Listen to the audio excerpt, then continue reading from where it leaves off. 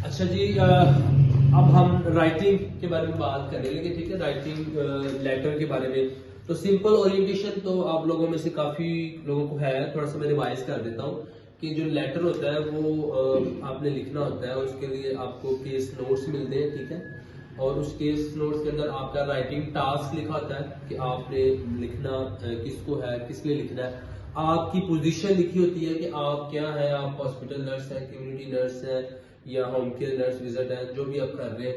फिर नीचे सारी पेशेंट की डिस्क्रिप्शन दी होती है। ठीक है, पेशेंट की नाम से, उसकी एज से, बैकग्राउंड से, उसकी सारी ट्रीटमेंट हिस्ट्री, विजिट वगैरह जो भी ये सारी चीजें लिखी होती है। डिस्चार्ज प्लान इनकेस अगर हॉस्पिटल एडमिशन लेटर है तो ये सारी चीजें होती है। आपको 45 मिनट मिलते हैं इस पेपर को हल करने के लिए। ठीक है, उस 45 मिनट के अंदर आपको 5 मिनट मिलेंगे कि आप उसको रीड कर सकते हैं। उस दौरान आपने पेंसिल यूज नहीं करनी।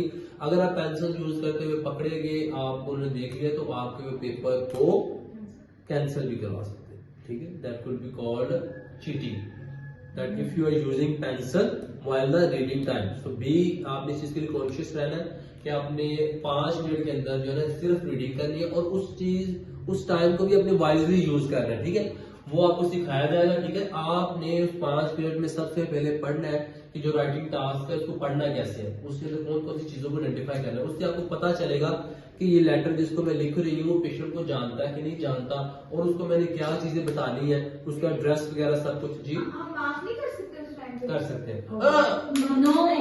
सॉरी यही तो बता रहा हूँ, सॉरी यही तो बता रहा हूँ कि 5 मिनट के अंदर पेंसिल का यूज नहीं करना है, पेंसिल उठानी तक नहीं है। आपने सिर्फ उसको रीड करना है, गो थ्रू करना है। ठीक है, आपने टास्क पढ़ना है, आपने अपने माइंड के अंदर इमेज बनाना है, आपने सारा अपनी सिचुएशन पढ़नी कि मैं क्या हूँ, पेशेंट के बारे में पढ़ना है, स्केच बनाना है कि मैंने स्टोरी के सुनाई। देखिए मैंने आपको बताया है कि जैसे आप पेशेंट का हैंड ओवर देते हैं ना, चीजें आपके सामने लिखी होती सारी, आप बता रहे होते हैं तो एक स्टोरी बना के सुनाते हैं कि पेशेंट इस दिन आया था, इसका ये हुआ था, फिर डॉक्टर ने कल ये एडवाइस किया, वो ये नहीं हुआ तो आज हमने ये प्लान कर लिया, अब आप ये प्लान करें, आप ये प्लान करें, लाइक दिस सब देते हैं ना वर्ड्स। तो सेम आप जब आप वो अपनी टास्क पढ़ लेंगे, पोजीशन पढ़ लेंगे, आपकी पोजीशन क्या है, फिर आपने नोट्स को पढ़ के एक स्केच बनाना है कि अब मैंने ये स्टोरी सुनानी कैसे है। ठीक है, माइंड के अंदर स्टोरी सुनानी कैसी है। अब जब आपको 40 मिनट मिल जाएंगे तो उसके बाद आपने क्या करना है कि 5 मिनट 3 मिनट आप ले सकती हैं कि आप उसका स्केच बना लें। इनिशियली आपने क्या लिखना है, फिर नेक्स्ट आपने पैराग्राफ में क्या लिखना है, उसके बाद में क्या पैराग्राफ लिखना है। ठीक है, अब ये इतना काफी।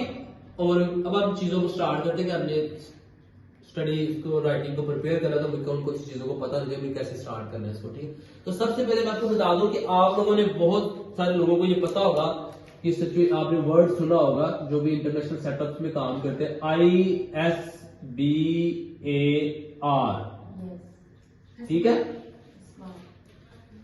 ये स्टैंडर्ड प्रोटोकॉल है हैंड ओवर करने का, किसी भी पेशेंट को हैंड ओवर करने का।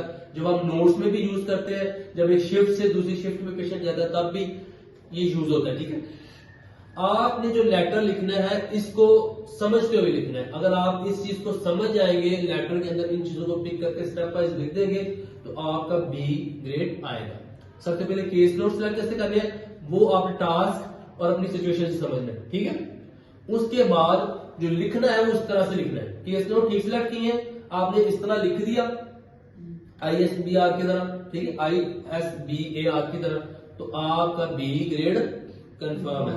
ठीक, अब सबसे पहले इंट्रोड्यूस, जिसे हम पर्पस भी कहते हैं। ठीक है, उसमें आपने इंट्रोडक्टरी पैराग्राफ जिसे बनाना है आपने, उसके अंदर आपने पर्पस बताना है कि आपका लेटर लिख क्यों रहे हैं, उसके बारे में डिटेल आज हम बात भी करने वाले हैं। इस तरह हम स्टेप वाइज बात करेंगे। ठीक है, हम जो इनके मार्किंग क्राइटेरिया है उसके ऊपर बात करेंगे, कंटेंट सिलेक्ट कैसे करना है। ठीक है, कंसाइजनेस कैसे लानी है, हर रोज आपको नेक्स्ट वीक के अंदर ये चीज सिखाई जाएगी। ठीक है, अब इंट्रोड्यूस के अंदर क्या आ रहा है कि आपने इंट्रोडक्टरी पैराग्राफ लिखना है जो कि पर्पस है।